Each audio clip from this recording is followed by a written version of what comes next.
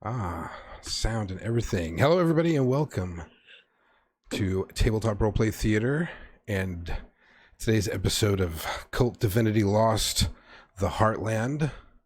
My name is Curtis. I am the Game Master. And I'm stalling for just a second while I look at my music here. And I am the Executive Director for Tabletop Roleplay Theater, and ooh, that music's loud. There we go. All right, so that's how I come in live and check levels and mess with music all at the same time, and stall. Before we begin today's spooky episode, to start our midweek off here on Hump Day Wednesday, I want to give a quick thanks to Helmgast for putting out this edition of KULT Divinity Lost. We all love the game. Everybody you see on the screen today is a new fan of the game. We are kind of learning the game as we go. None of us have ever played it before, and it's amazing and crazy and scary sometimes.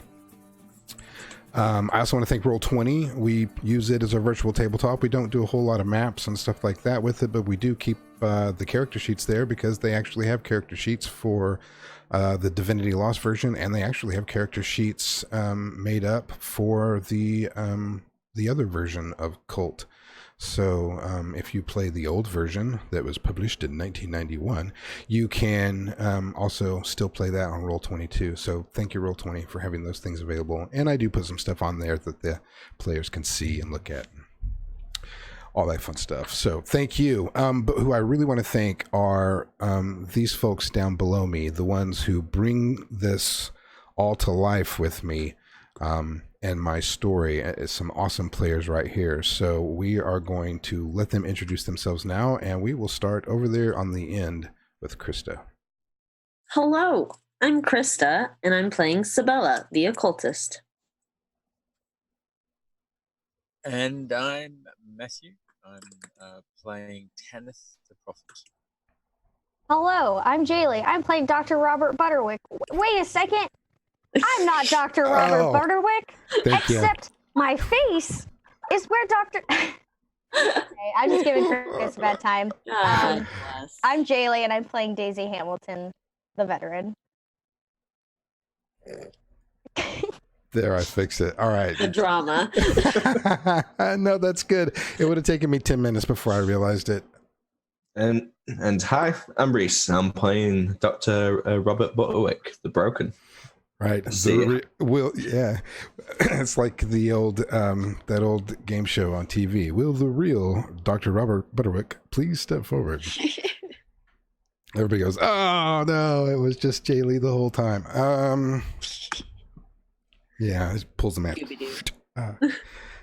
Awesome. Thank you, players. Thank you, Jaylee, for pointing that out to me. It would have taken me all the way until I turned it over to you in scene before I ever saw it. I was thinking something was off. Anyways, thank you, players. All right, so now, as they say in Missouri, let's head on back in to the Heartland.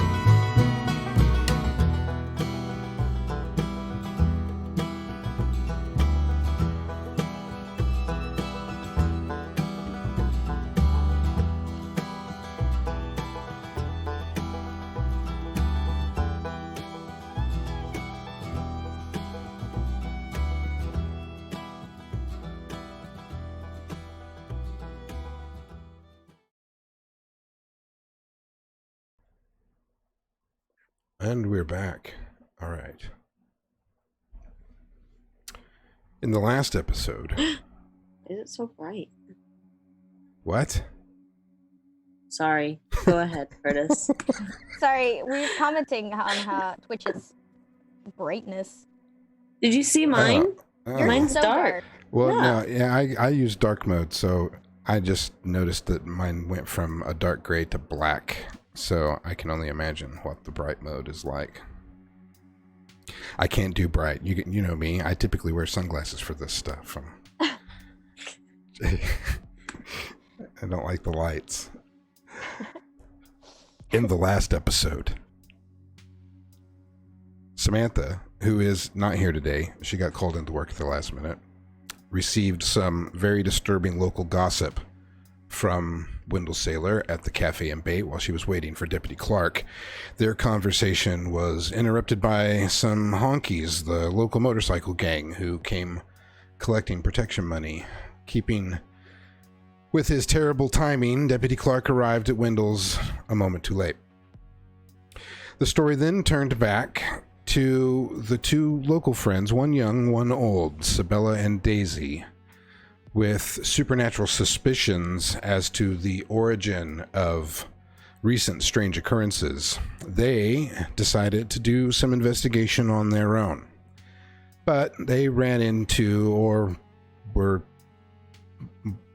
to put it more appropriately, chased down by Tanith Flannery, the newest member of the Providence community. Tanith had already introduced himself to Daisy earlier, or in an earlier episode as well, and she allowed him to tag along with her and Daisy as they scoped out the location where Emma Hauser's body had been found. When arriving at the scene, Daisy immediately noticed this massive and kind of strange storm that was moving in. Sabella was overcome with a spirit and experienced multiple visions related to the last experiences of Emma Hauser. Daisy was unable to control her phobia of storms, and it drove her and the rest of her friends straight to the next worst place for her, a cave. Inside the massive ceremonial cavern of the Hauser family, Daisy, Tanith, and Sabella saw the congregation of family and followers of the Hausers, almost 50 people on hand to witness a death ceremony, or a funeral of some sort of the Hauser family, as the family elder, Ruth Hauser, was attempting to somehow undefile the dead girl's body. Tanith interrupted the proceedings and chaos ensued.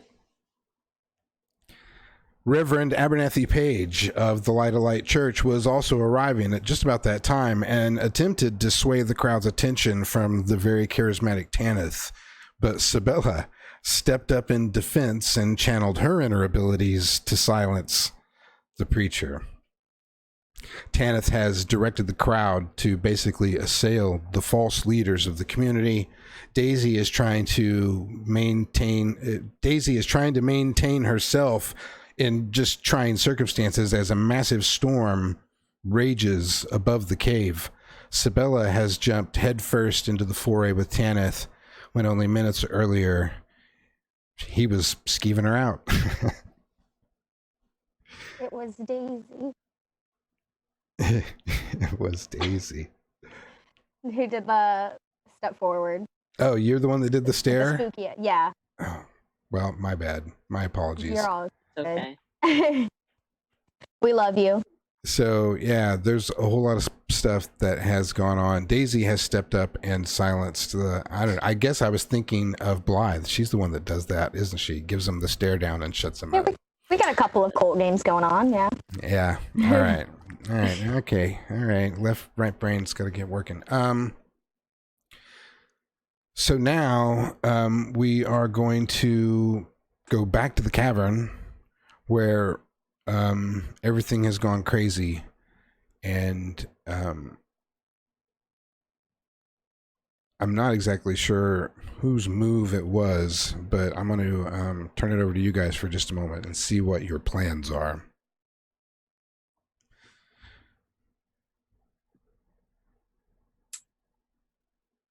Well, I'm still singing my hymn with the crowd and directing them down to the river. Yeah, Daisy's just standing her ground and staring at him, not breaking eye contact, hoping they'll whisk him away. I guess Sabella, looking lost as all of this chaos is happening, and Tanith isn't slowing down, obviously. She just looks back and she notices Daisy, giving her death glare. And she's like, well, I guess this is what's happening. I guess that's what Daisy wants. And she kind of just throws her hands up.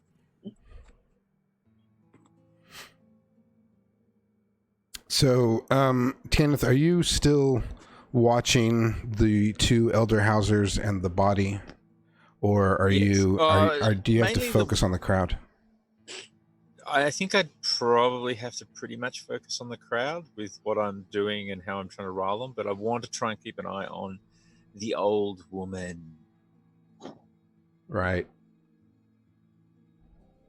But yeah, I think I'd pretty much be consumed in my own fervor and sanity with the crowd, I think. So, Bella, as you are taking notice of what's going on here with Daisy confronting the pastor, Abernathy Page, not Sabella, as I had originally stated in my miswritten introduction,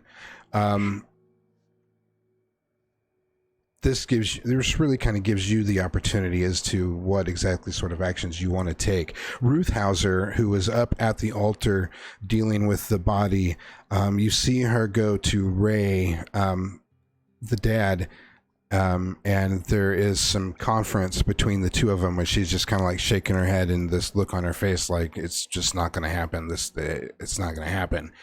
And Ray, they both then turn side by side to face Tanith, and you see another woman step from kind of the opposite side of the altar where the crowd was. She had been over talking to some family members, but it's the wife of Ray Hauser, Ruth's youngest sister, Mary Ellen, who also steps up. So there's the three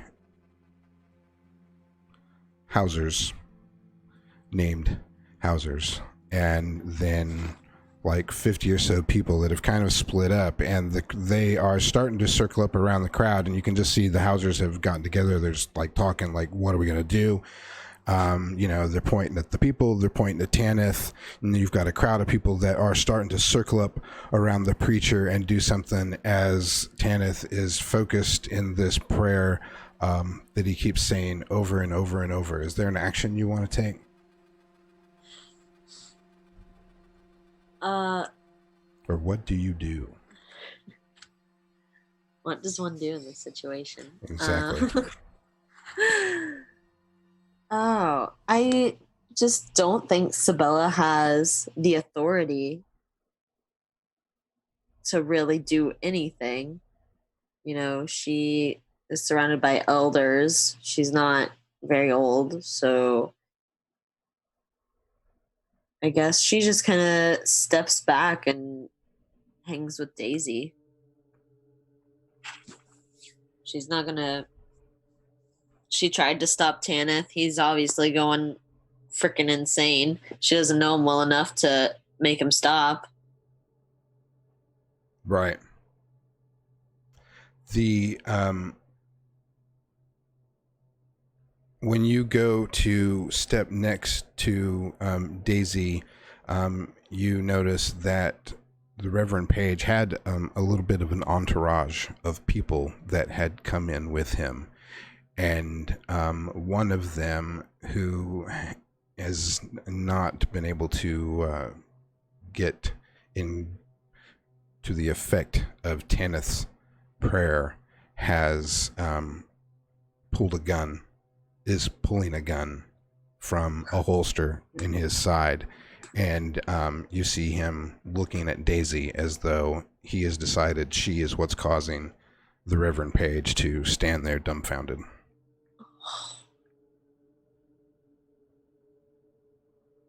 Wow. Oh, fuck. Daisy, you gotta stop. Do you see this? He's got a gun. He's got a gun, Daisy. Yeah, at that, she breaks the eye contact and glances over. And as soon as she glances over, like, the Reverend, he's back to whatever he was doing. Right. And she draws her own gun. I'd put that away if I were you. Oh, okay. We don't need this. We don't need... In the rush and chaos, you don't even really get to start any kind of conversation. Once you break the hold, he doesn't put the gun away, but he then takes his attention from Daisy and goes back to the Reverend as if, all right, fine, that's over with. Now I'm going to check and make sure that Father Page is okay. So they all immediately encircle him as if they were trained to give their lives for this man. And they go to do that. It's about the same time, though, that they all start noticing what's going on as the crowd is starting to circle and move that way. Tanith, you feel a blast from behind, and I need you to roll to avoid harm.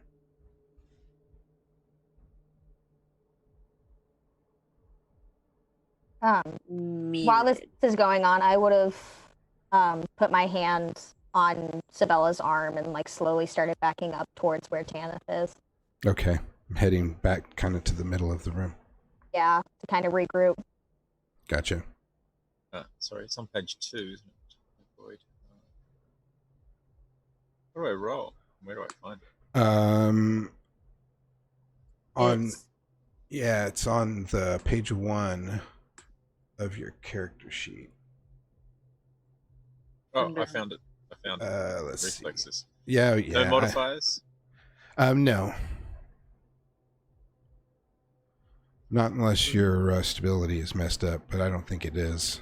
No, not yet. A 15. A 15.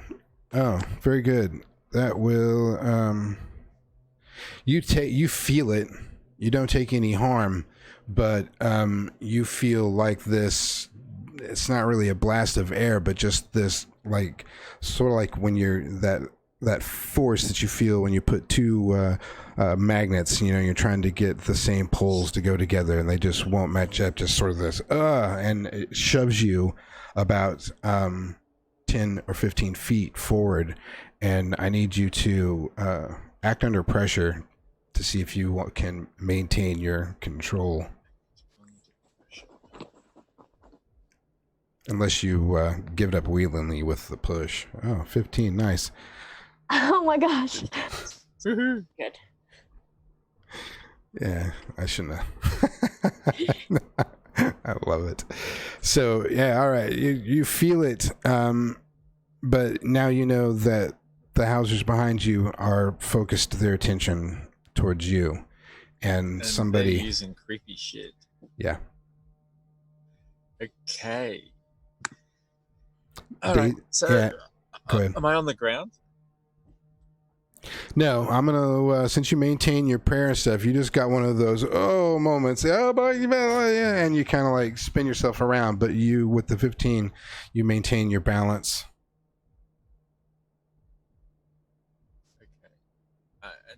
Okay. I can react. Yeah. All right. So he'll scream like, "Ah!"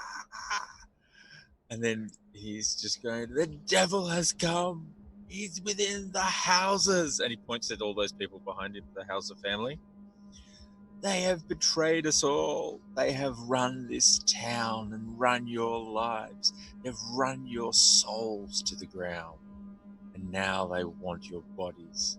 It's them. The devil is within them. This family who has festered in this cave for too long and brought this foul church," and he points to the Reverend on the other side, rip them all asunder. Daisy, are we just gonna let this happen? Are we just?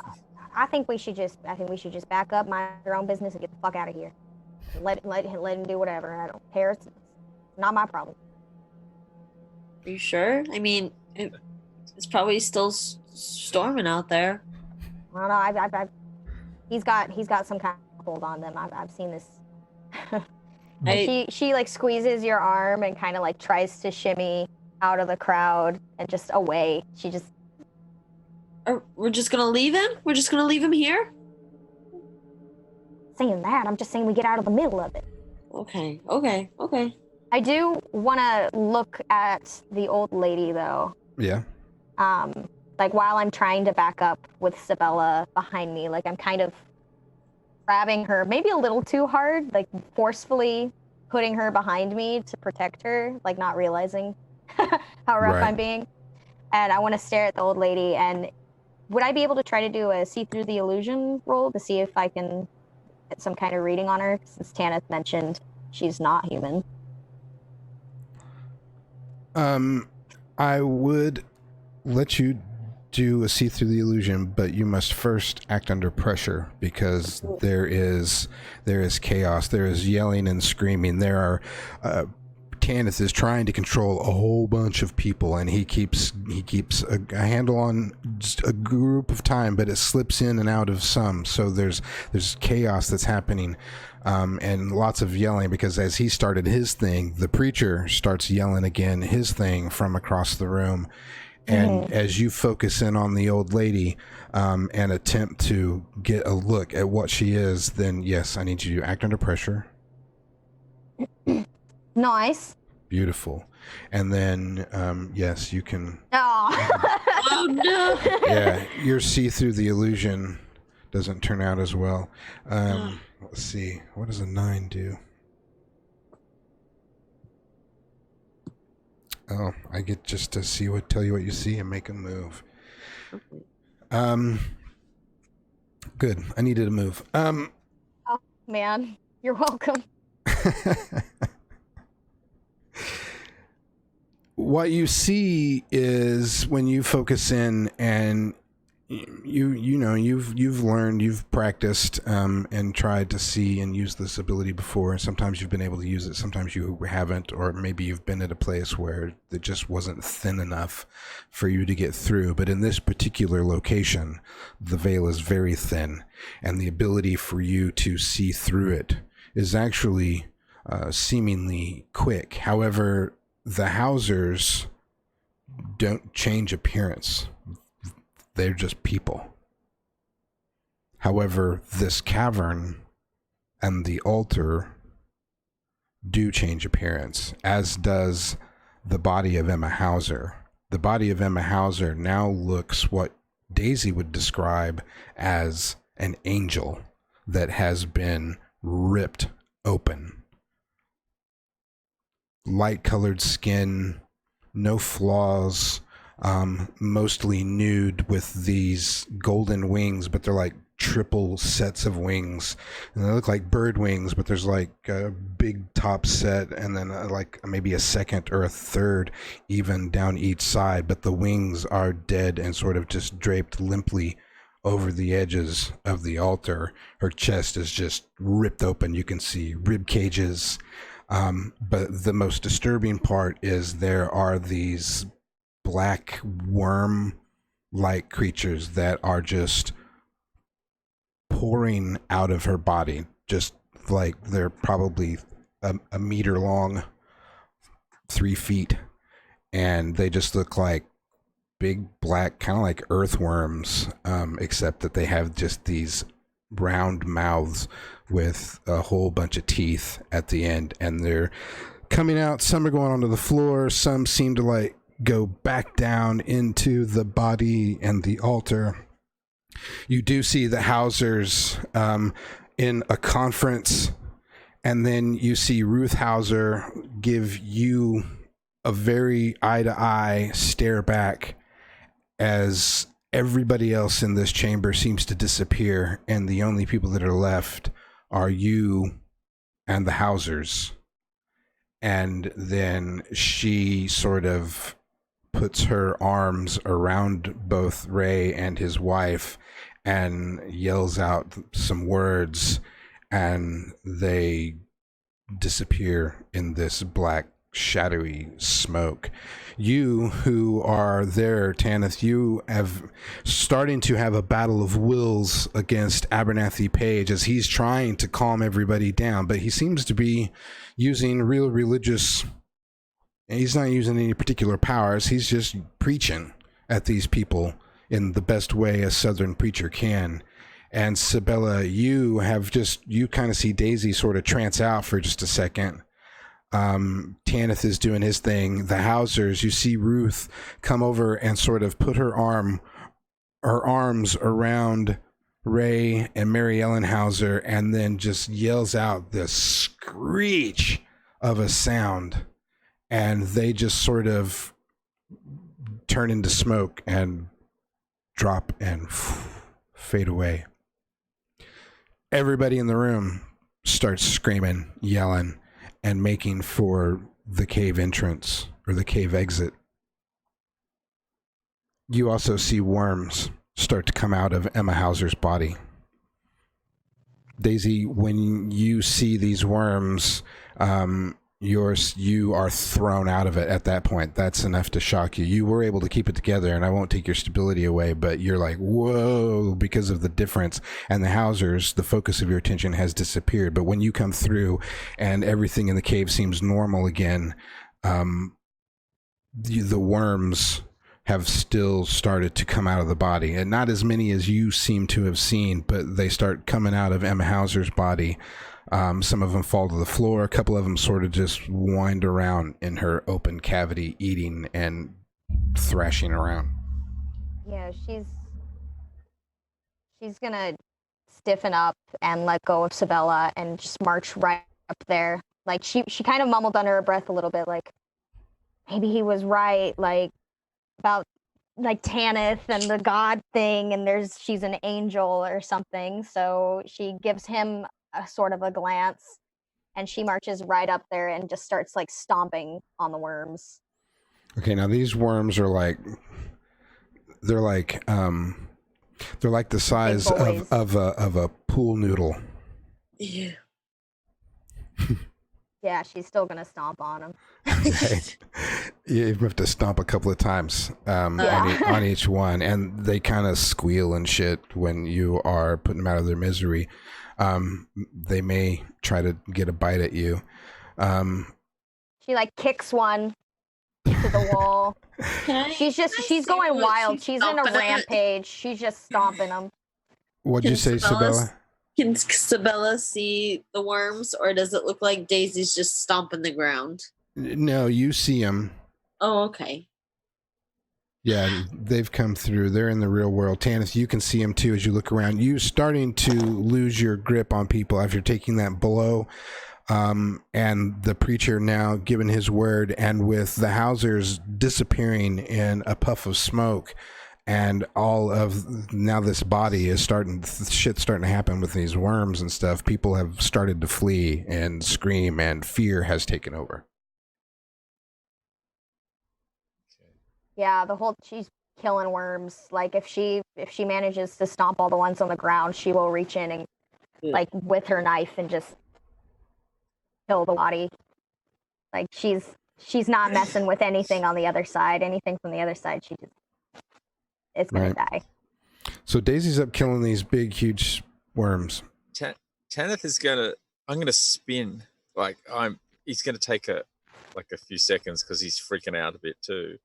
He just watch the houses disappear in smoke.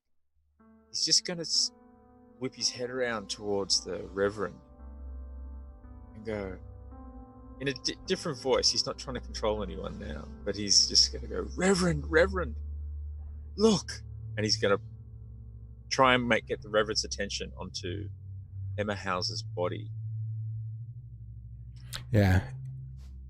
He does look. And he does see the worms, and you can recognize that recognition pass over his face. and then you see a bit of understanding, and then he kind of shakes it off as his team starts to move him and with the crowd as there's this chaotic exodus of people trying to leave the cave. And Tanith then, after he watches the Reverend hightail away with his entourage, he'll jump down and go, Daisy, Daisy, save the vessel, save the vessel. And he'll run towards Emma-House's body. He's not going to try and kill any of the worms, but he will try and grab them and throw them away from her body. Right. So as you guys are going to deal with the worms and whatever's left of Emma Hauser's body, we're going to go ahead and cut back to a holding cell in the Providence Municipal Building, where a few weeks ago, well, a few weeks in real life, hasn't been quite that long, really, just an hour or two. Lane Clark, deputy sheriff of the area, locked up Dr. Robert Butterwick because he saw some stuff and had a bit of a moment and is ultimately responsible for the situation with Emma Hauser's body not being in the state it needed to be for the Hausers to get their ceremony off on time, it appears like. But Dr. Butterwick doesn't know that. All he knows is he is locked in this cell, and has been getting some time alone in timeout to calm himself down. Not very well. After being locked up, you did hear stuff happening outside, lots of raised voices, and then doors opening and closing. You could pretty much guess that they did come in and get the body just because of, you could tell by the movement of voices. They're coming in the door, the voices are closer and inside, and then the voices are outside. You can just put two and two together. You are in a bit of a state, but I'll give you the ability of, you have some sense of your surroundings at this point. And then when the voices stop, you think you hear a little bit of a mumble, maybe a small, quieter conversation. And you start to actually feel much better, much faster than you would have given yourself for. You actually take a little bit of pride in yourself at being able to get yourself back to your normal self, which is still not great. And then you hear the back door of the municipal building, the one that would lead to your medical room, that opens up into the hallway that goes past the holding cell. And you hear footsteps coming down the hallway. Two sets, click, click, click, like dress shoes on tile floor. It's not the sound of the deputy. You've heard his footsteps many times. He wears those boot things, much heavier, pum, pum, pum. These are city steps, as my dad would say. When I used to wear my dress shoes through the house. Sounds like a city kid walking through here. And a man approaches the cell, the holding cell, and he appears the big city type, especially for this area. He's got an overcoat on, a dark overcoat, slacks, dress shoes. You can't see his top, but you can imagine he's got a suit and tie going underneath that overcoat because he's got this big thick scarf thing that he's got around his neck and it's tucked in. His hair's all slicked back. No glasses or anything, and the man standing behind him is also dressed in a black suit, does have a coat on, no scarf, gloves, and sunglasses, and he just stands in the back and stays quiet. And the man who, the gentleman with the scarf, walks up to the cell and is looking at you. And yeah, go ahead. and still a bit shaken, probably still quite pale. Kind of like tries to steady himself and goes, by chance, are you here to let me out of this blasted cell?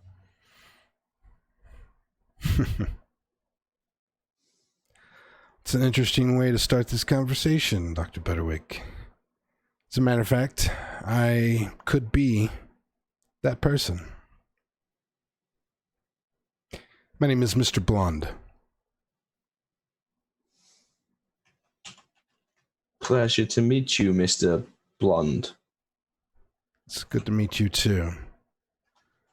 I represent some very powerful parties who have a very strong interest in the Providence area. You could say I'm their representative. I typically reside up in Kansas City, but from time to time I have to come down here and make sure everything is going the way it's supposed to be going. Some things have gotten stirred up, Dr. Butterwick, and it seems that over the last little while you've been not an issue for us. Now, things have changed. I can still be a non-issue. That's good to hear. That's really good to hear. And that's kind of what we were hoping for. Plus, a few other things. Now, if you would, continue to show this undying loyalty to me and those parties that I represent, then I will be happy to let you out of here. And if that loyalty is ongoing and you build that trust and accomplish little things to help make sure that the balance in the area stays straight, then we can do other things for you, making sure that any criminal backgrounds are wiped off the record. That sort of thing.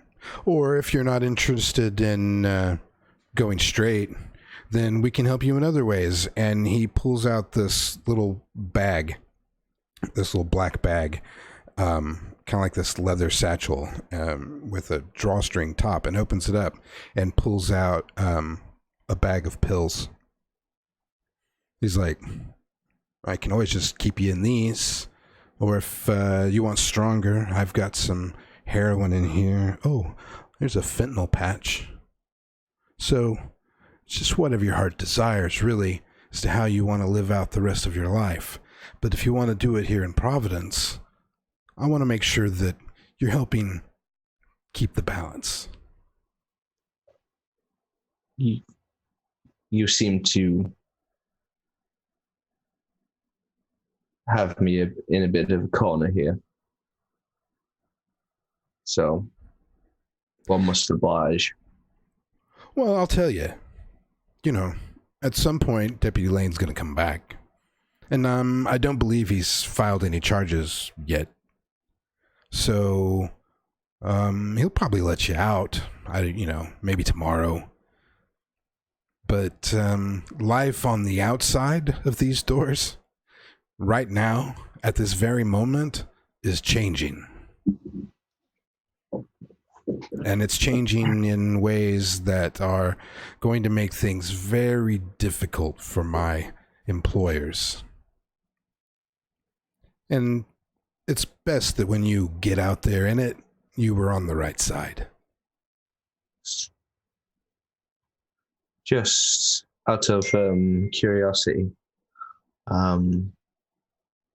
what might be changing? Well, you see him look down at his watch. And then he looks back at the guy over his shoulder. He's like, looks at his watch. He's like, see this fucking shit? It's still going down. But, it's messing everything up.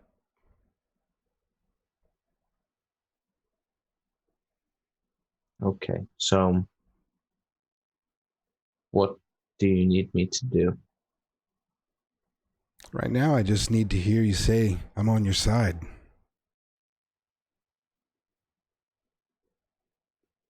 But you may take me for a simple man, but there's more to me than what you think. Oh, I know that. You've got I'm needs. I'm no fool either. How long will I be indebted to you? Well, it's an ongoing mission as soon as we can get things to a acceptable status quo. And I don't have to hurt anybody. Well, that's a relative term. Just you being in here, people have gotten hurt.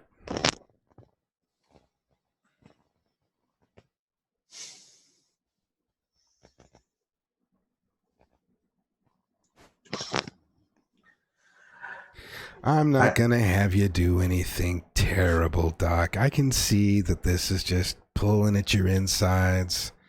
And you know what? If you don't want to live a life on drugs, you don't have to. We can go the keep it straight route, and you do for me and I do for you, and I wipe your records clean, and you can go back to practicing medicine at the big fancy hospitals in the big fancy cities. Hell, I'll get you a job in Kansas City. I'm not going to have you do anything that bad. And even if I did or was, I'd be there right with you, help you clean it up. You've got friends. I'm a good friend to have. The ones on the other side of this, I don't know about them. They shoot from the hip.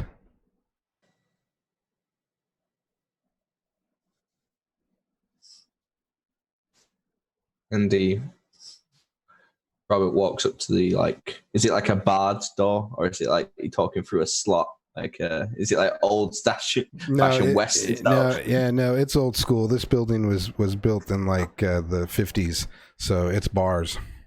Okay. So he walks up to the bars and sticks his hand through.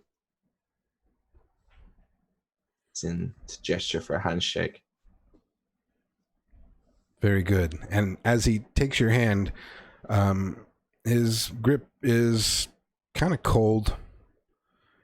You would notice that. You're a doctor. And he doesn't let go. It's a nice firm. He's not like squeezing it like a test of manhood or anything in that regard. But he does look you dead in the eyes and say, I'm going to need to hear you say it, Doc.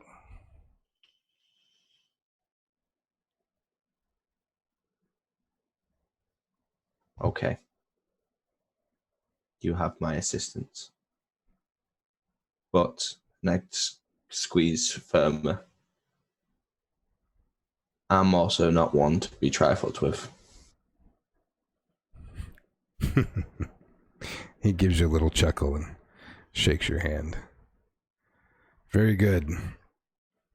And he turns around, and as he turns around to walk away, you hear the lock in the cell door click, and the door kind of pops open about 2 inches.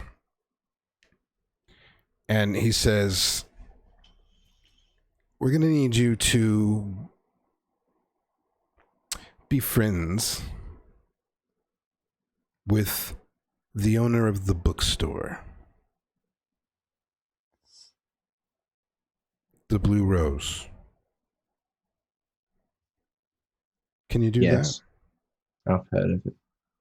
Sure. Very good. Oh, and Doc, she's like 17, so he just kind of gives you this like I'm ribbing you look, like he's telling you he knows something that, as far as you know, only one other person knew. And then we will cut back to the chaos at the cave. That's the name of that's the title of the episode. There is a mass exodus towards the door, as if everybody thought there was a bomb that was going off. The body is ravaged. There are worms that have been in her legs. She is a hollowed out husk of what she was. She is not stiff or anything. It's just empty. Muscle has been eaten. The organs are gone. Most of the bones are gone except for shards and a few of the ribs that are still kind of just holding her abdominal cavity open. Not because of what Daisy's been doing, but just these worms seem to be coming from nowhere. Every time she kills one, there's another one. You could even swear that she saw one fall from the ceiling, or that one came out of the altar. They just seem to appear, but they do start to diminish, Daisy, as you've you've whatever weapons you brought in with you, you've ultimately had to employ in one fashion or other, just because of sheer number, because they've started to gang on you from time to time. But you've been battling these worms for a moment. Sabella and Tanith, Tannis, you were going to inspect the body, so that's what you see. Is there's really not I mean, well, a vessel. Yeah, if you sewed her up, she could probably hold a lot of water. She's kind of that hollow. Do we still see her as an angel, or did I just see that? No, when you came out of looking beyond the veil, it's an off-on sort of situation. Then she was just Emma again to you.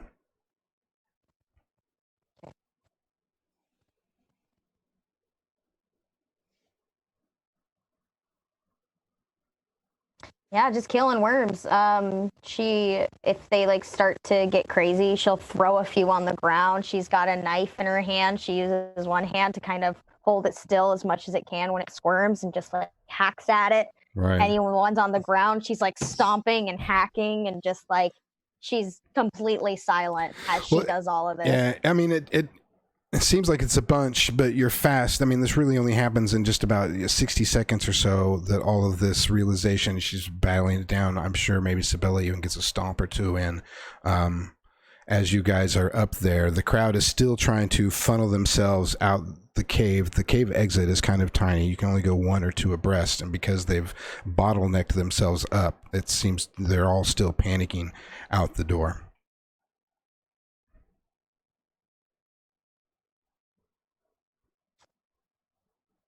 I think we should take her to the river. Right, Tanith? Tanith is like he's just nodding. Like the worms are sort of dead now, and he's looking at Emma Hausen.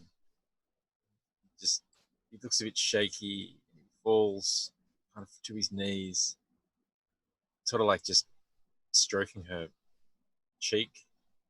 And he'll turn to you and he'll just go, yeah, that's a good idea. That's a good idea. All right, well, quit touching her. Get yourself together. Is it still storming out? Are you guys, you're going to collect this body and carry it out of the cave? Is that what I'm understanding? Yep. Who's carrying the body? I picked it up. Okay. Yeah, you're kind of following the tail end of the crowd as you guys do this and are exiting the cave. Daisy, you can hear thunder, and you do hear the rain as you guys start getting closer to the exit. When you step outside of the cave and you're at the river's bank, there are people that are fleeing. Daisy, as you look down, of course, you look up at the sky first, because that's Daisy. That's Storm's Daisy. That's the first thing you do, is try to get a judgment as to how bad your situation is. And when you look up at the clouds, and they are incredibly low hanging storm clouds, and the rain's coming pretty heavy, but it's not like torrential or anything of that effect, just a good pretty heavy rain, but you do see like this sort of gray weathered bony arm that is about the size of a building just reach out of the sky and grab one of the fleeing people and just disappear just as quick as it came up into the clouds. Yeah, she sees that and takes a few steps back into the cave and just crosses her arms. Y'all have fun. What are you doing? I'm not going. Why? I'm not. It's just rain. It's okay. Y'all want to get snatched up? Y'all want to end up on the other side for a dozen or so years? Have fun. That's your prerogative. I'm staying here. We're gonna be maybe 10 minutes. Why are we doing this? I don't understand. Why are we throwing the body in the river? I don't get it. Well, we can't just leave her there. She's dead. Sabella, when you are trying to calm Daisy down and you turn to look at the river of which your conversation is, and you know, everything's, you point at the river, and when you do, you see like this tentacle shoot up out of the river and snatch somebody by the ankle and drag them down into the river. Oh, I hate that. Oh man. I feel like I have to roll because I want to go out and if you want to get out, you either need to act under pressure or keep it together. And Sabella, you're going to need to keep it together. Okay. Woo! Nice, Daisy.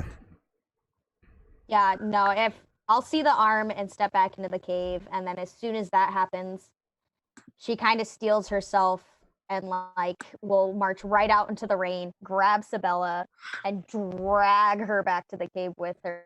Like, it's good because she did not keep it together. Yeah. No, yeah, Sabella is like in mid conversation. Oh, but Daisy, come on, we could just wake you out of here. And then she freaks the fuck out.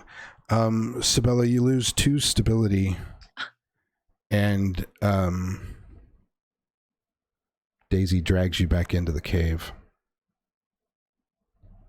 Yeah, like she steps out and she's like rigid, like she is so stiff, and every part of her is just rough, and she'll yank on your arm, probably, like I said, very hard. She's a very rough person. Pick you up if she has to and bring you back to the cave. Sabella's and just leave like Tanith out there. She doesn't say anything to Tanith. Like, she's just laser focused on getting Sabella back. she's like a husk. Like her eyes went wide and she shut up. She was like, okay. And she's just kind of like glazed over look, and she lets Daisy haul her back in the cave, and then she just kind of slides down the cave wall and just sits with her head in her hands, not saying anything. I would get Tanith, but I think he can hold his own. Well, yeah. What Tanith? Tanith's not. He's not going to be paying much attention to them. He's right. He's in deep sorrow at the moment. Right. He's holding the body and he's just slowly humming to himself, slowly walking towards the river. Oh God! It's really not that far. It's only about 4 or 5 feet, and you can get down to the river no problem. And you get down to the river's edge. What do? He'll lay her down at the river's edge and he'll start to pray over them. I'm standing at the edge of the cave and I've got my gun out and I'm watching him. I'm watch as much as I can through all the rain. God. This is like a horror movie and I'm making bad decisions. I'm not going out to the there, basement. Yeah, definitely split up. That is the right decision. So there's something. When you are at the river's edge and you reach the end of your prayer,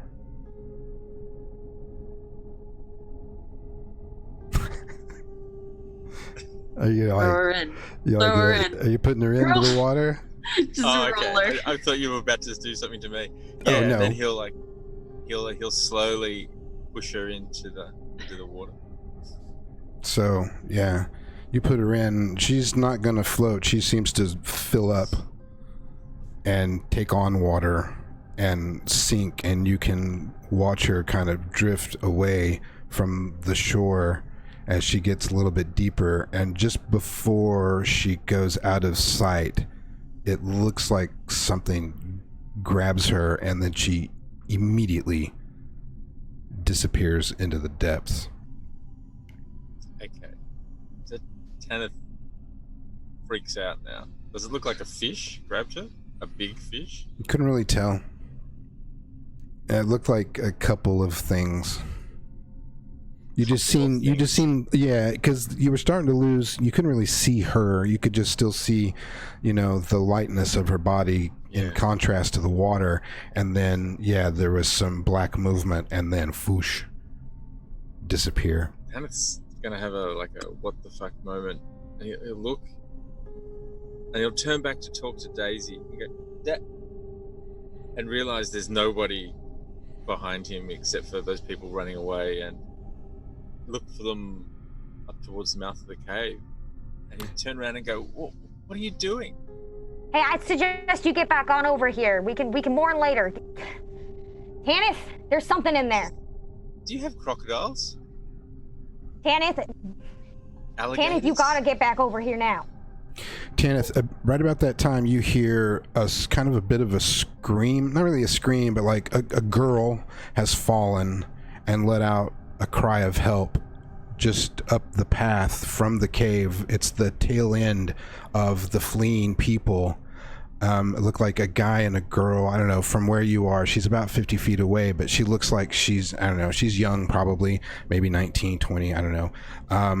You can't really tell from this angle, but she has tripped and fallen, it looks like, over a log or a rock. And she let out a cry when she fell. The man that she was with, just, you look and you're having this moment with Daisy, and as you're catching some things out of your peripheral, and you see the last of these people, she falls, lets out the cry that grabs your attention, and as you look up, the man is kind of like moving around her and continuing up the trail, but he only makes it about 2 feet before you see like these vines come out of the trees from about 4 or 5 different angles and grab this man and literally pull him into about 4 pieces, and then those body parts disappear off into the trees. Okay. And this young lady is lying on the path from a busted ankle. And Daisy and Sabella have dove. They're at the cave, just inside the mouth of the cave. She yells, like, leave her. Gotta get out of here. We gotta get out of here. Oh, I need to roll. Keep it together? Yeah, I need to roll. Keep it together. Daisy's like a tiger in a zoo. She's pacing back and forth at the mouth of the cave. Like like there's some kind of invisible barrier keeping her from leaving again. A 9. Oh no. Sabella's just kind of rocking in place. She's like, we gotta get out of here. We gotta go. We can't be here anymore. This was a bad idea. What's a 9 do to me? 9 is going to cause you to lose 2 stability. So I'm down to unfocused. And that may or may not have certain effects, and on future rolls. And you are also like frozen. Tanith is not moving. He just watched some guy get ripped apart after he thinks he saw something happen with the body. And so at this moment, Daisy, you are the most sensible person. She gets increasingly agitated. Like, with him not going, her pacing increases, and she does the same thing she did before, where she's like muttering to herself and just hitting the cave wall. It's like she wants to go get him, but she really doesn't want to go. Right. Tanith? We need to leave. We can't. We gotta stay here. I can't. For God's sake, get over here, Tanith. We can't be here anymore. This isn't safe. This isn't safe here. You'll have to go out and get him to bring him into the cave. I'm gonna need a roll again to determine that.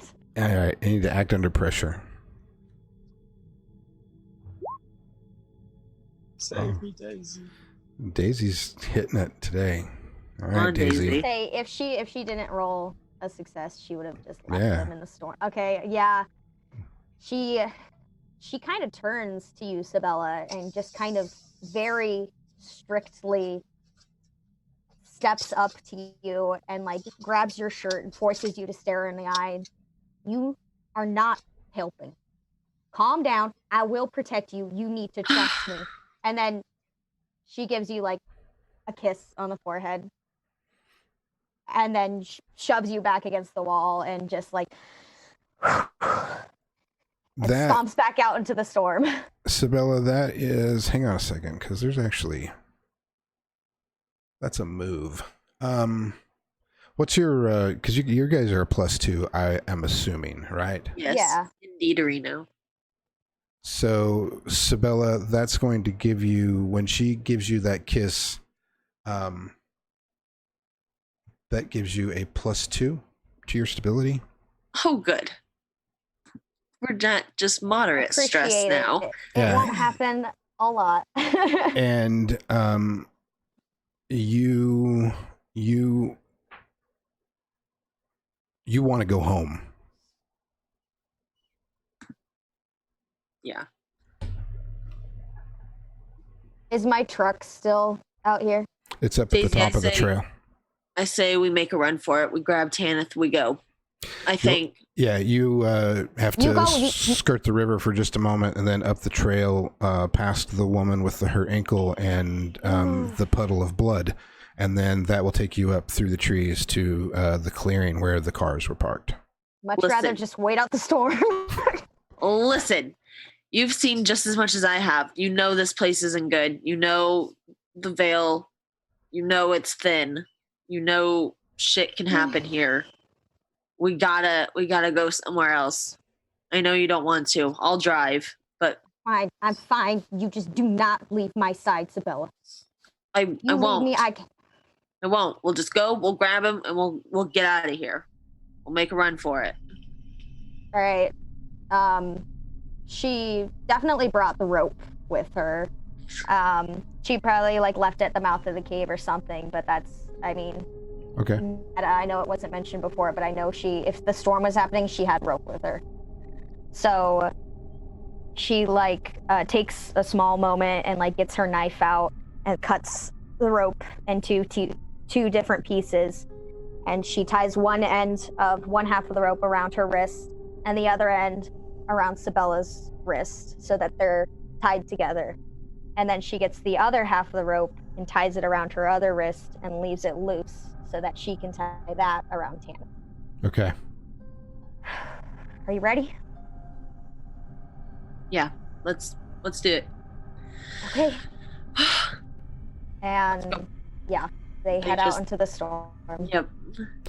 It actually seems to have lightened up just the briefest bit. You feel a little bit better once you step out into it, that it doesn't seem as bad as it did a moment ago, but it's not gone. It's still there. But you know how storms are. They can change from moment to moment. And you grab Tanith? Yeah, and she goes up to him and wraps his wrist with the rope. Tanith, you can't do this now. All right, we gotta go. We're getting the truck and we're getting the fuck out of here. Tanith is just mumbling to himself. What's she slaps him. Sabella gets as best in his face. As she can. She lifts the one that has Sabella's. And Sabella gets in his face. Shut the fuck up. Shut up. We're leaving. Let's go. Come on. So I'll give you a +1 to your stability with the slap. That will kind of shock you out of it just as a smidge. But she whacked. Daisy's under a bit of pressure. That one came in heavy. So he said, what about the girl? It's fine. We're going. Get the girl on the road. She just hooks her arm under his and she's going. Yeah, they're marching right past the girl. As you go up the path, she's already gotten up in the few moments that it took you to do the rope work and stuff. She wasn't she wasn't staying there, but you do have to go through what looks to be a puddle of blood and some chunks of stuff that fell straight down that didn't stay attached to the pieces that flew away. So there is this splattering of blood and gore that you have to kind of walk through as you're up the trail. You do come across her. She's sort of limping along ahead of you and crying. She's probably the last one to leave next to Daisy's truck. Everybody else has fled. Wrap my arm around her and help her walk. Gotta help her out.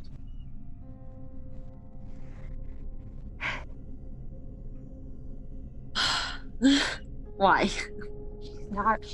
She is not our problem. Everybody left me. And you realize there are no other cars out here. No. I'm sorry. Okay, You can find housing with that. No, Tanith, we are not taking with her. We don't know her. We don't know who she is. We don't know what she is. She can stay here. The Housers have a house. Daisy. Tanith. Can't leave her here. We can. Sabella just kind of looks at Daisy like she doesn't really want to leave the girl either, but she knows it's the smart idea to leave the girl, but she doesn't want to. She just starts crying and mumbling something about like she can't believe that her dad would leave her here, and she's not going in the truck. Daisy, throw her in the bed if you insist. She goes in the bed. Okay, we'll throw her in the back. I'm okay with that. So Tanith will turn back to the girl and he'll just go, look, just look at me. Just look at me. It's going to be okay. Just keep looking at me. And he'll just walk her wrap his arm around her and walk her up the hill in the daisy chain. In the daisy chain? Yes.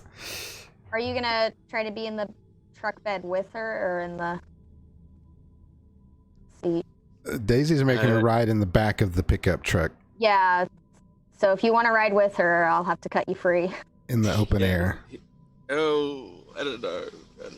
That's how goes my... Oh, I'm only moderately stressed now. So, yes, you will. You'll ride in the back.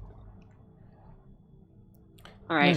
She shoots you a look like, how dare you? I come out into this storm, face my biggest fear to save you, but she'll take her knife out and slice the chain so you're free, but she's still attached to Sabella as she goes to her truck. All right, everybody in the truck, come on, let's go. And she kind of hops into the front seat in the driver's seat. Let's go.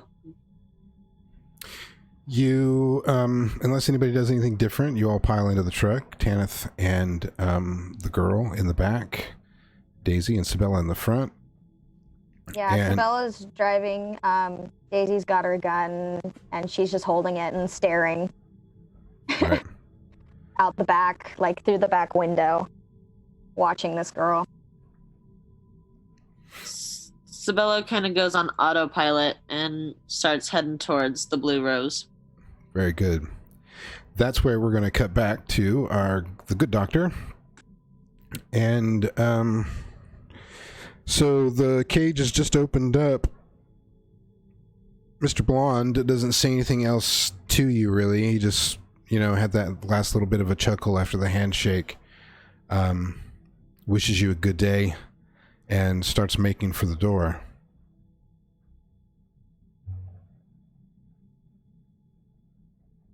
I was muted. Nice. I couldn't see your mouth very well. I was almost to say. Yeah, so he doesn't really say anything to us. He walks away. So the door just unlocks. No touching, just popped open. No key, no button, no nothing. Yeah, it just popped open. Okay, that's pretty creepy. Yeah, I'm not gonna lie about that one. Yeah, so he kind of pushes the door further open and steps out, kind of breathing a sigh of relief. Just out of curiosity, did he leave the black bag? No, he didn't leave it, but just before he heads out the door, he does turn around and he has it in his hand. Because I was actually just thinking that very same thing. It's funny how we were on the same page. And he's like, "Oh, doctor, you want this?" Yeah, it could come in handy, I guess. Yeah, good man. And he throws it to you. I catch it. And I took it away, just my trouser pocket. And he goes, "I best get to work then." And he'll head back into the examination room just to settle his mind to see if the body is gone. The body is gone. You see remnants of the work and the mess. Nothing's really been cleaned up, but the body is not there.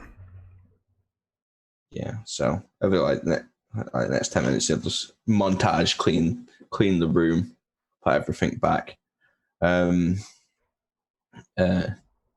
So he'll head to his car, and just out of memory, can the doctor remember where the Blue Rose is?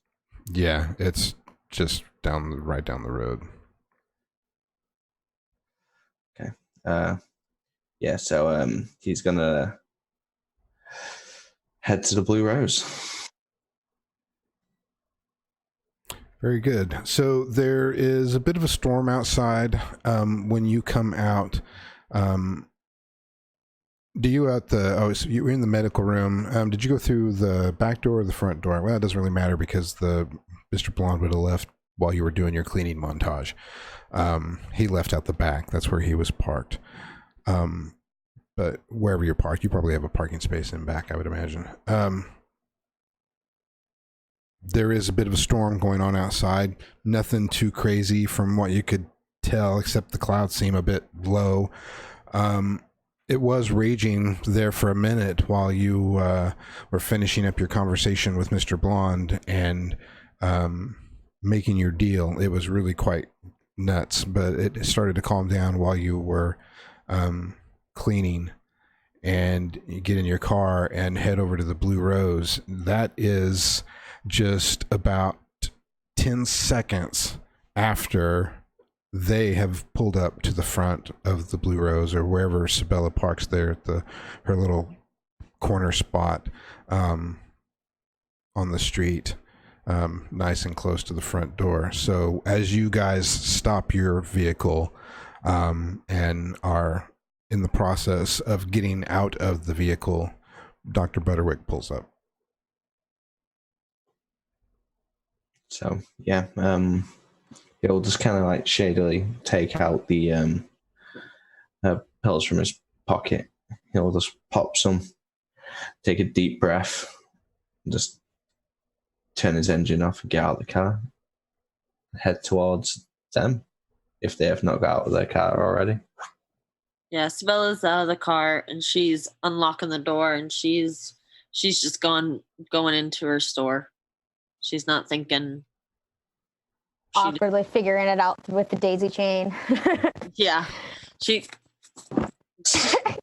fumbles with the freaking rope for a minute. Yeah, it looks like Sabella and Daisy are tied together. Okay. Tanith climbing out of the back. Does he see the doctor? Oh, yeah.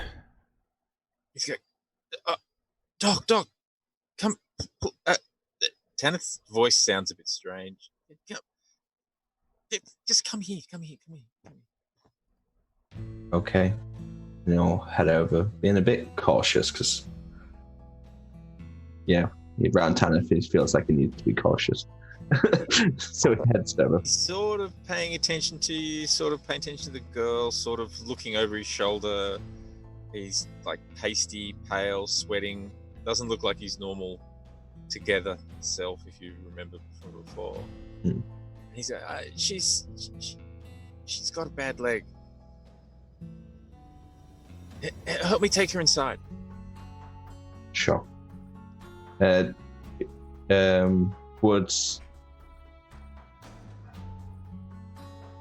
you? Because I don't know how athletic you are. Because I know you're like. Would you need help carrying it, or would you expect the doctor to carry it? I carried it before, but he's asking for help now. Yeah, sure, it'll help. She's still kind of mobile. I mean, she could just get her arms around your shoulders. You know, you guys could do the football walk off the field. Yeah. Okay. Okay. If you think you've hurt your leg, try and not move it. We'll have a look at it inside. We need to get a blanket on her as well. She's soaked. Why was she in the back of the truck?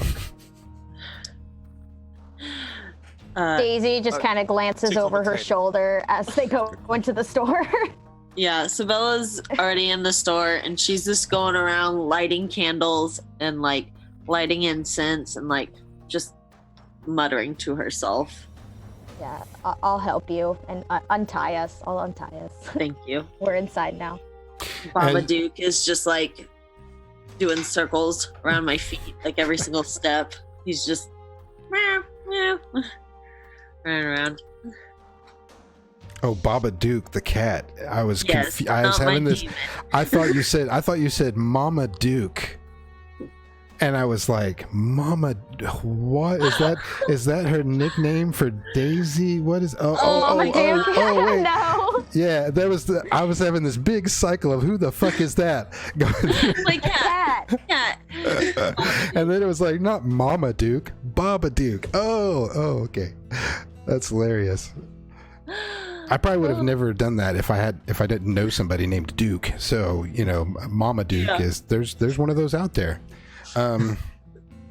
Anyway, sorry to break your moment. Yes, Babadook the cat is twirling around your legs. Yeah, just freaking out that I've been gone so long. Right. Tanith and Dr. Butterwick, you can bring the girl in. Her name is Stephanie, by the way, as she tells you. I'm sure one of you was kind enough to ask at some point, maybe while you were being drenched in the back of the truck on the 4-mile ride back into town. And as you get her into the front of the store, it's a pretty nice little bookstore. I don't think anybody's been in the bookstore, so Sabella, if you want to give them a little a preview of the atmosphere or whatever you would like to tell them about the inside of your bookstore. Yeah, Daisy was inside, but basically it's pretty nice. It's a good size. It has, your standard shelves of books. It has corners where there's little tables that you can read, where there's like a big comfy like chair somewhere in another corner. There's just like tables alongside the windows. The window seals are covered in candles and like incense holders, like 2 incense to every window. There's a counter that's also lined with candles and books that Sabella hasn't put away yet. And then in the if you go far back and then to the right, there's another door, and that's the door with the beads, the beaded curtain. That's my back room. The back room has all 4 walls lined with bookshelves, and then in the middle there's actually a big round table. Under it is a rug, and on the table is like a bunch of books, a bunch of candles, crystals, cards. There's a big seeing ball. Yes, I was gonna ask. Of course there is, Curtis. Of course there is. Beautiful. And then if instead of going right, you go left, like instead of going right into the beaded curtain, left, there's just a plain door, and that's how you get up to my house. Nice. I'm sure the whole place smells like a head shop too. Yeah, definitely. So, yeah, you're all in the bookstore. Stephanie is not terribly hurt. She's probably strained her ankles. Her leg is all scuffed up from rocks and stuff and cut up and bleeding. But ultimately it's all pretty superficial, and all in all, she can get around and such. She's not in bad shape. She got lucky. Her fall probably kept her from being torn apart.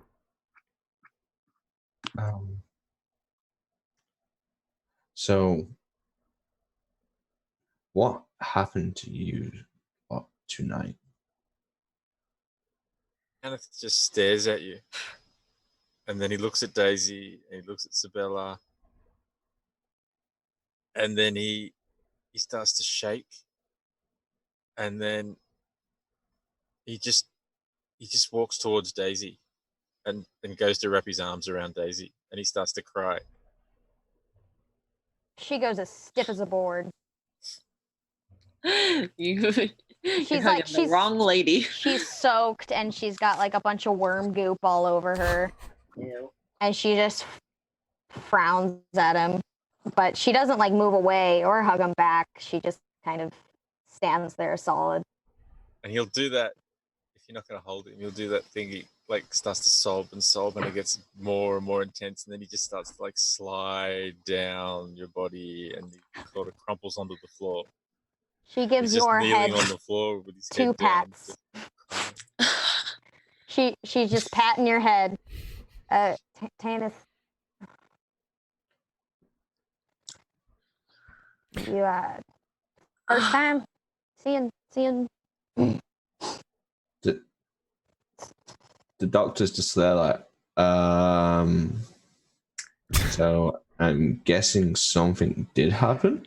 Stephanie is kind of sobbing, and she kind of starts looking over at Tanith a little bit closer, and she starts telling you the story about she was there for her cousin's funeral,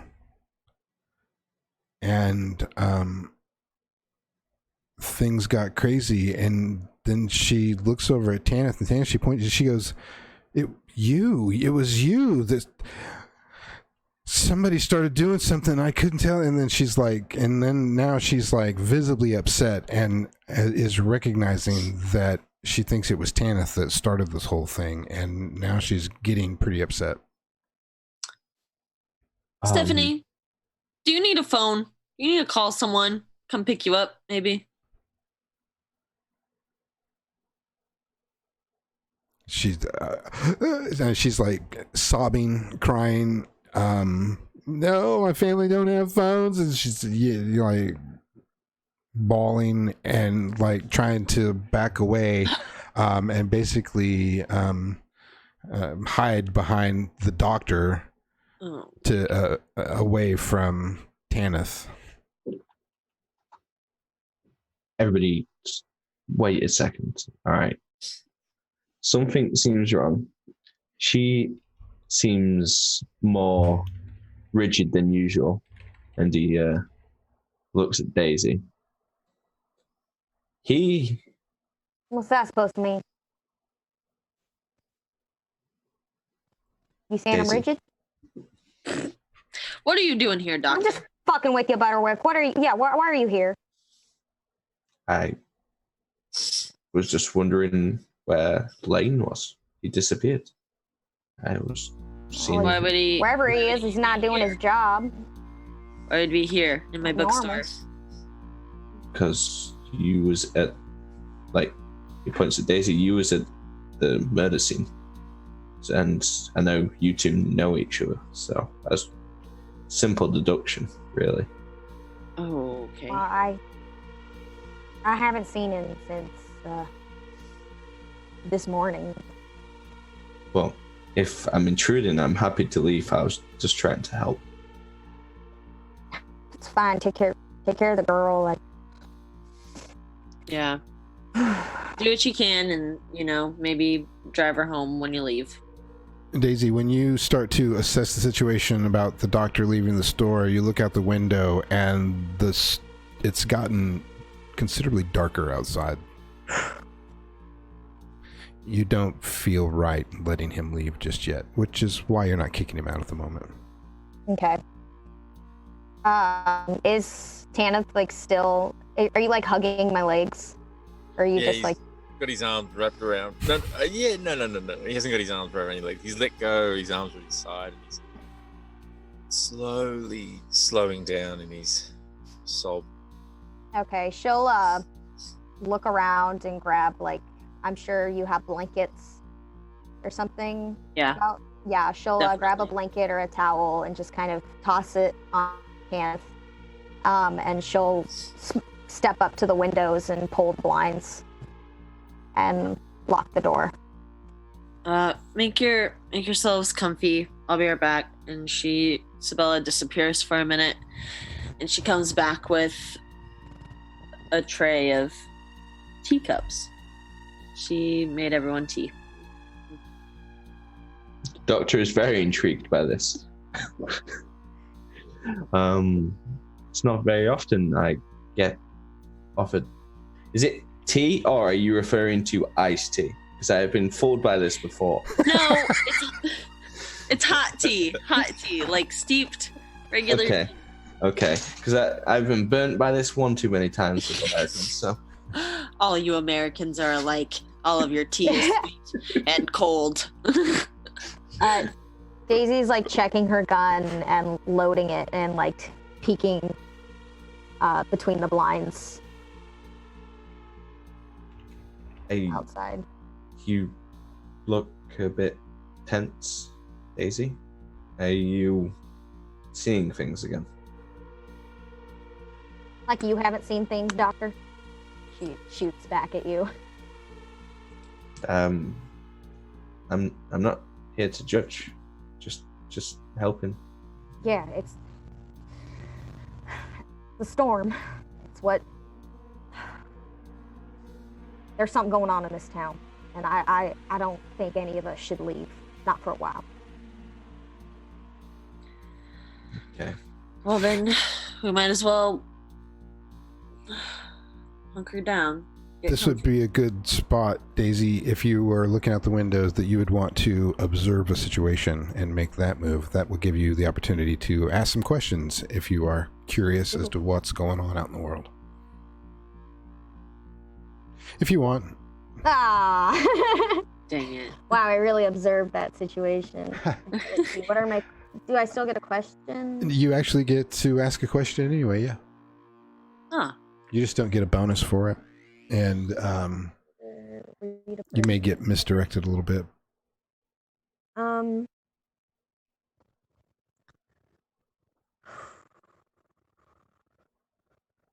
Let's see.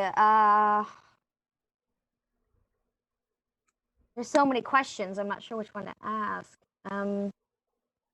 While you're thinking of a question, Sabella starts slopping off her wet hoodie, and she sits on the counter and drinks her tea, and Babadook comes and just rests right in her lap.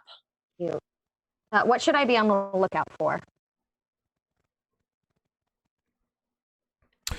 You should be on the lookout for this, what appears to be a white van, not Tanith's van, a different white van that passes on the street. The storm is coming down hard and heavy. It has gotten darker again, and the rain is coming down in a torrential pour. And I also need you to roll for your stalker disadvantage. Oh, man. Okay. Which one is that? That's just a 0? Yes. Yeah, just roll 2d10. I'll roll my reflexes because I don't have to do that. A 10. Slightly better than a 9. Yeah. Your enemies are onto you, but you might have gotten that idea when you peeked out the window and saw them, because they seem to have been creeping along, and then you know how it is. You can see somebody from outside when they peek through the blinds. And then they kind of didn't like speed off, but took off. Yeah, and then I get a nice little hold to put in my pocket here in the cliff Awesome. here as we love that. come No, down towards the end of what's going on. And yes, things are looking pretty terrible. If you had any thought of doing anything, I'd make you keep it together. But you do notice that the storm is going nuts. You do see a van, and you are completely uneasy. Tanith, what are you doing? This girl is like freaking out, hiding behind Dr. Butterwick. She is obviously afraid of you. However, you have noticed that she seems younger than you originally thought she was. She's probably more like 16 or 17. And is potentially a local, but she is sobbing, and Dr. Butterwick is trying to calm her down and finish his dressing of her leg. And you two can have your moment. Okay, so Tanith will kind of pull himself together and hear the girl, look over to her and realize that she's freaking out at him. And he'll go, "What? I saved you. What do you mean? What do you? Calm down. I wouldn't hurt you. You're a sacred thing. I'm not going to." And he's going to use his charismatic aura. Awesome.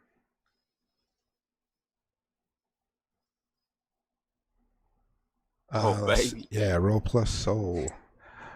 Oh, wow, 22. Wow. Yeah, you get two options. I'm just looking them up. Hang on, my dick. And it just, where'd it go?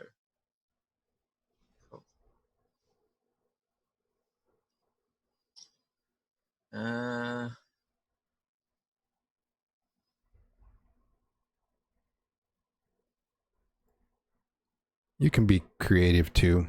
You don't have to go completely by the... Okay. Hang on, I still haven't found what they are. Sometimes I don't think the options or the questions fit perfectly with every scene, so you can tinker them a little. 102. Okay, hang on, I'm just trying to track it down.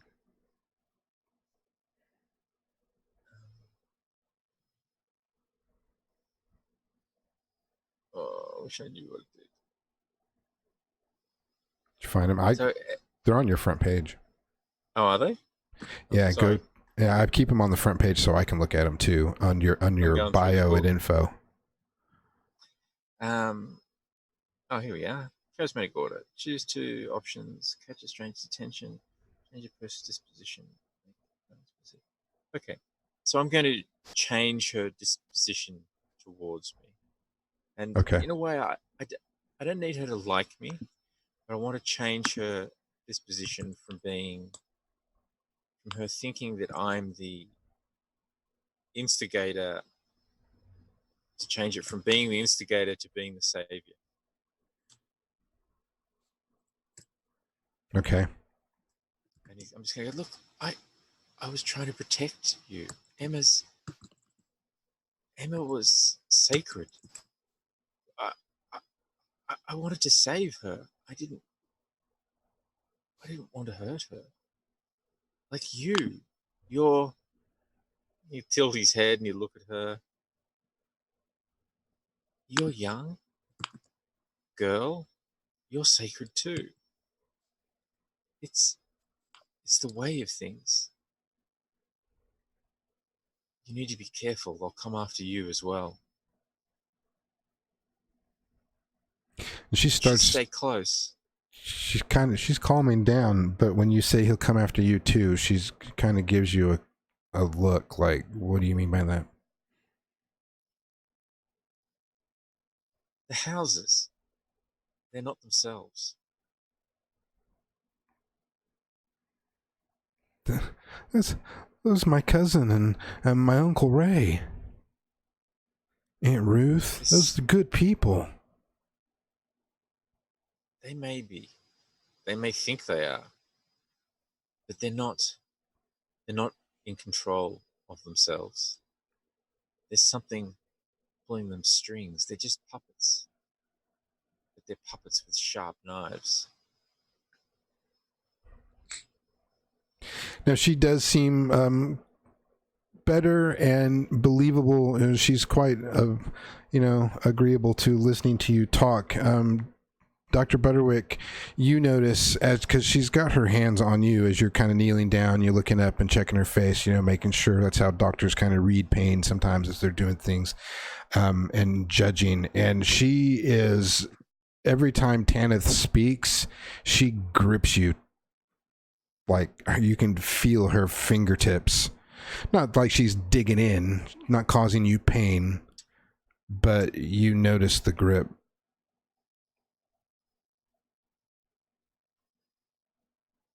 I think you're muted. Yeah. Okay. Yeah. Would I be able to do the read a person, the inquisitive thing for both of them? Yeah. To see what both their intentions are, because I kind of get like the surface level. He's trying to be friendly, and she's just a bit unsure about him. I just don't know if there's more to it.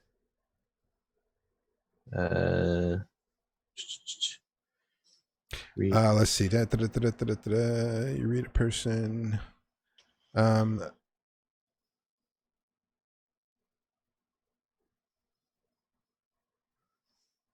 It says regardless of the outcome of your roll, but it doesn't show me my roll here. Did I miss? I think you just roll read a person, then quit the actual. Oh, okay.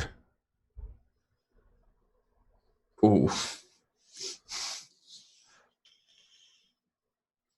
Right, so yeah, I guess you still get to ask a question though about what you see. Okay, and I've already given you some clues, so those are still true as well. Yeah. Do I kind of get like a hint from Tanith, like what his obsession with young girls is? Ooh, a hint. Okay, so you get a feeling of he has a reverence for them.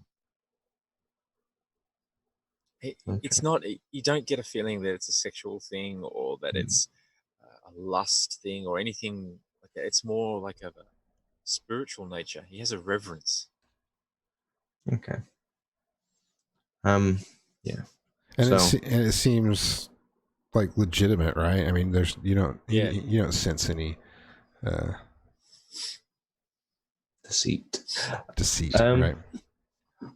So no deceit.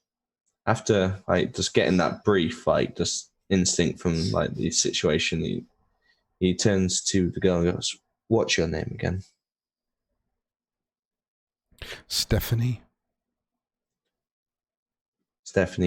He may be a bit strange, but he's okay. Once you get to know him, he's fine. He's probably just as stressed as you are tonight. So just give him a chance. She will calm down and kind of let you finish your work. Yeah. Tanith, just lay back on the you know, just for a little bit, just let her calm down. She's probably in shock. So yeah, we'll just finish up tidying up. Oh, you were telling Tanith to tone it down. Yeah, just from probably from 11 to probably like 9. Yeah, all right. Okay, so Tanith he'll just nod at the doc and he'll go, "It's going to be okay, Stephanie. We'll look after you. Daisy's a tough woman. She'll protect you." And you'll look up, won't you, Daisy?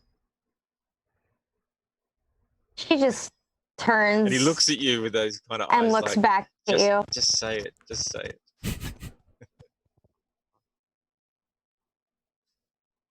Okay.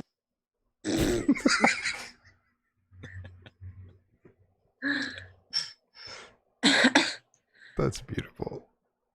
Sabella just kind of raises an eyebrow at Daisy, like. She shrugs and goes back to looking out the window.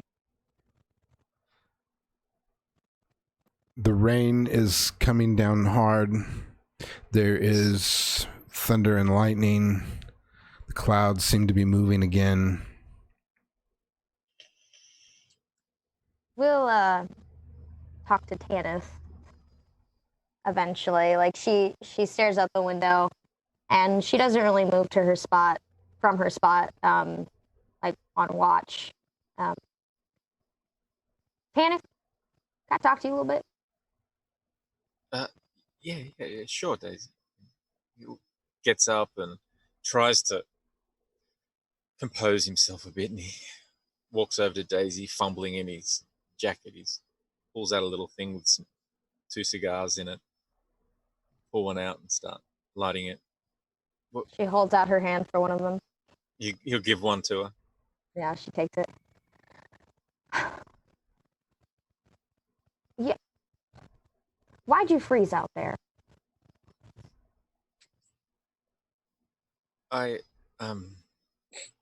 Did I? Yes.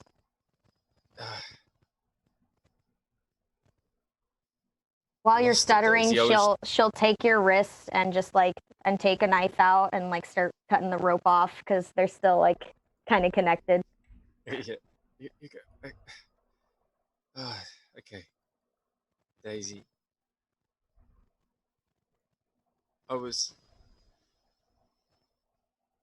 scared, Daisy. I felt like a child. What the fuck was that? What's in the river? What are the trees? What pulled that man apart? What? You know about the veil? I do, but I've never seen it manifest like that. It gets thinner with storms. That's why she kind of looks away a little bit because she's ashamed of being scared too. That's why I don't particularly like storms. Are you okay in the head there? After that? I will. Daisy, you carry weapons and you look like a soldier. What? Where did you first see it? I'm a veteran. I served the country at one time. Not for very long, though. I was in Kuwait, Desert Storm. 20-something years ago. I lost track. I don't know. I was there with crew, good friends of mine, and we were about to. We were in the desert. We were lost, and a storm happened, but it wasn't your normal storm in the desert. It wasn't dry sand dunes going crazy, wind everywhere. It was like this: clouds, thunder, lightning, and it was dark. And we lost everybody, and it was just 8 of us, and we got separated. I don't know how. Whole battalion, whole group of troops, and we somehow got separated them through the storm. Ended up in a cave, and I got stuck on the side of the veil because when a storm comes, the curtain falls. I was there for 12 years. She looks away from you and back out the window and kind of hardens up, like a small exterior that was falling goes right back up. 12 years, and I've seen a lot of shit, and I've lost a lot of people. And you remind me of someone I know, actually. And she glances back at you again. I had a good friend with me there. His name was Patrick Wells. And I loved him. As a friend, everybody loved him. We all looked up to him. And he had this way with words. He could move people. He didn't have any of the weird beliefs that you have, but he was able to motivate us. Anytime we got into a spot with some crazy shit and we started losing our minds, he had some kind of way to bring us all back. And I felt that from you. You've got the power he has, you just use it a different way. But you know what happened to him. He tried to use his power to manipulate a crowd like he had done dozens of times before, but he failed and they tore him apart, limb from limb, right in front of the rest of us. You're dangerous, Tana. But you remind me of him, and he was someone I believed in. I didn't always be able to do this. See, where I come from, it's like a family. But they're not a family. They call themselves a family, and they apparently they did stuff to me when I was little, a baby, and then as I got older, it didn't happen at first. It wasn't until I was puberty. I just found out that I could talk to people and like stupid things at first, like, you know, can I use your bike? Just rubbish. And they just do it. They just, sure. You know, can I have $10? Yeah. And the people that I live with, they told me it was from a god. I didn't know anything about the god then, and they didn't really teach me much at the time. Not until I was later. Not until after, like I said, after I was a teenager. But I've always been able to do it. But you're right. Sometimes it doesn't work. When it doesn't work, it tends to have the opposite effect of what you want. Listen, Daisy. You're always watching, looking out the windows, like you're being hunted. Those people, they didn't want me to go. I came here to get away from them because I thought, like, I believe in a God, but it's not theirs. And I came here to start again. The veil, I think, is evil, but I know there's divinity. It's in you, even. Like, okay, you saved me today, but you've only known me for less than an hour. So even as much of a hard ass as you are, I know that's in there. Even if I reminded you of someone, you still saved me. Thanks. She cracks a little smile and takes a puff of the cigar. Yeah, well, don't count on it. But she reaches up and holds out a hand to shake your hand and kind of like signify there's some respect here now. He'll shake your hand, and then he lets it go. He said, you know, these girls that I asked the questions about, I don't want to hurt them. I don't want anything from them. Yeah, I see that now. In your defense, you might have been right. I'm not saying there's a God, but Emma wasn't just a girl. Neither are you. I'd hope not. I'm 60 goddamn years old. I'm a woman. Okay. That's, you know what I mean. Yeah, I get you. And neither Sabella. She's a good one.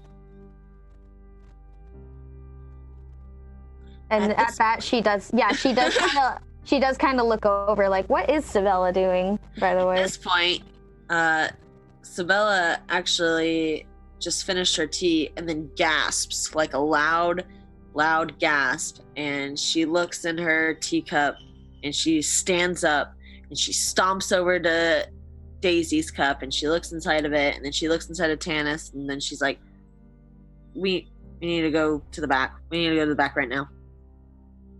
Right now. Someone should watch the door. Daisy, I'm not kidding. Sabella, I need you to make your dabbler in the occult roll. I consider reading tea leaves a ritual. I would say so. I'm about to do another one too. I know. So I might have to do two. Awesome. Yeah. Nice. So, right now. As Sabella is grabbing you all up to go back to the back, so you grab everybody up and you're taking them back to the back. You taking Stephanie too? No. Well, she's kind of like entwined with the doctor, but all right. So as you were grabbing everybody and taking them back to the back, Stephanie is going to follow the doctor in. Of course she is. Okay. Sabella starts lighting a bunch of candles. She pulls out a black velvet cloth and she sets it underneath her gazing ball, and she's kind of moving books and she's lighting incense, patchouli to be exact.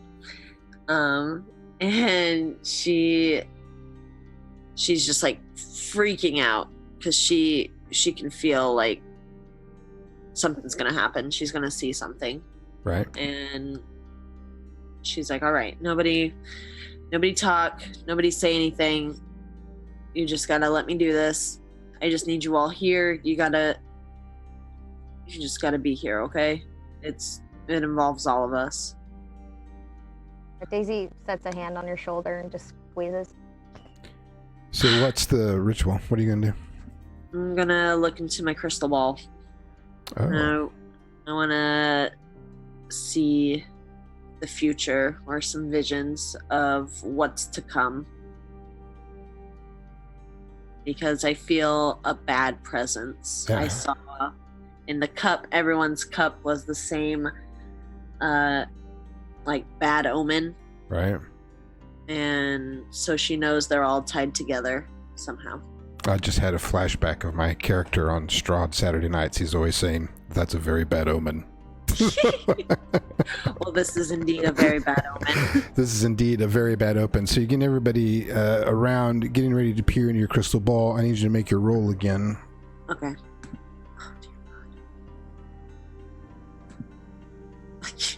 God. Okay. Nice. She knows what she's doing.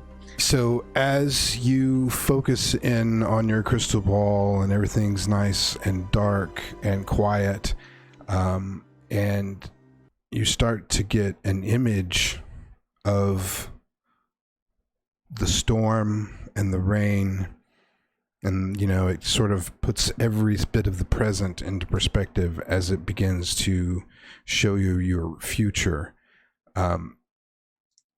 And you see the blue rose from the outside, and then the vision sort of is like this first person camera lens down through your front door, and then you see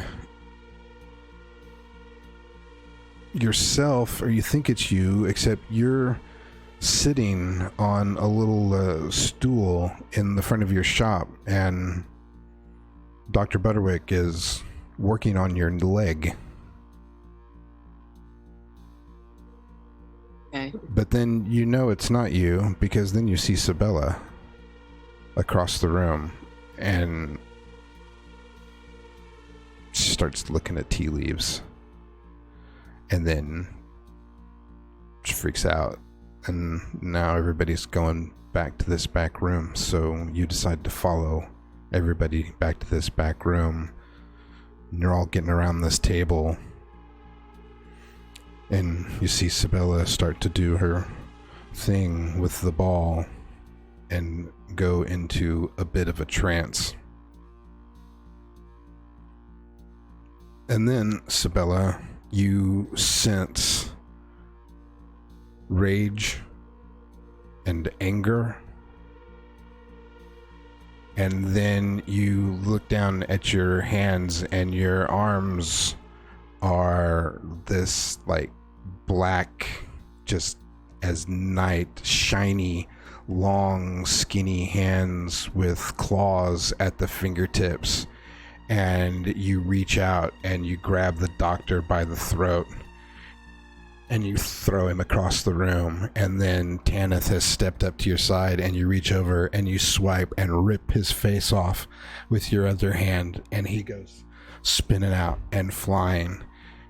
Daisy stands up from the table, and Sabella stands up from the table, and Daisy seems to be going for a weapon of some sort. And that's where we're going to end today's episode. I knew not to trust her. I knew it. It was bad news. Game is too short. We should have left her. You have to listen to Daisy. She's not a crazy old lady. Ugh. What is it with the women?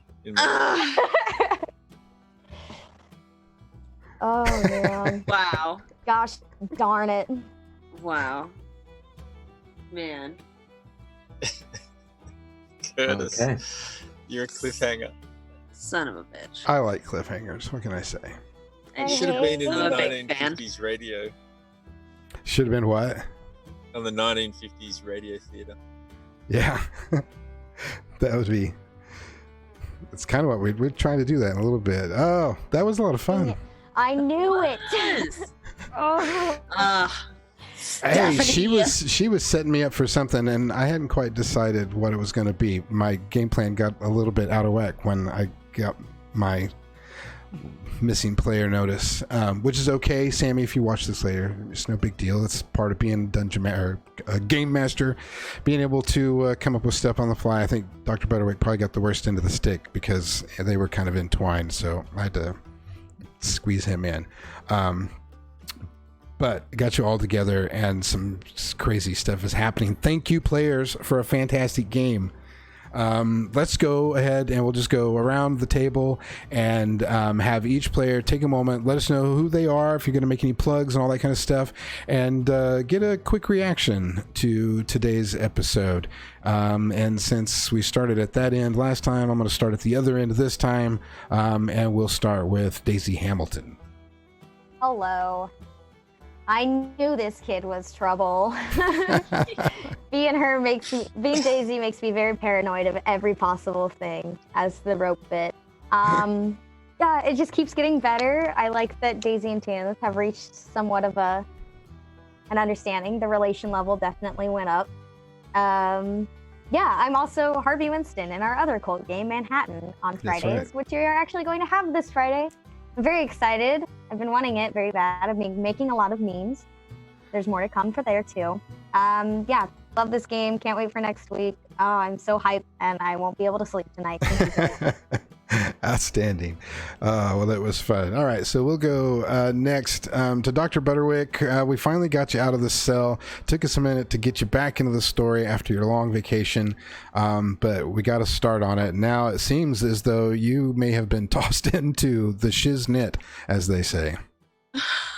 Who says that? Yeah, I feel... I do.